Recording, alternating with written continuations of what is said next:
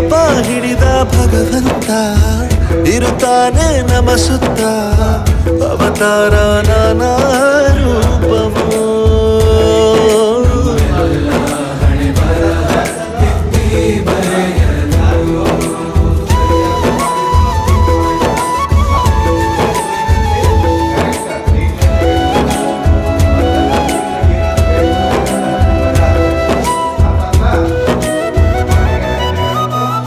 ಬಾಳಲ್ಲಿ ಲೆಕ್ಕ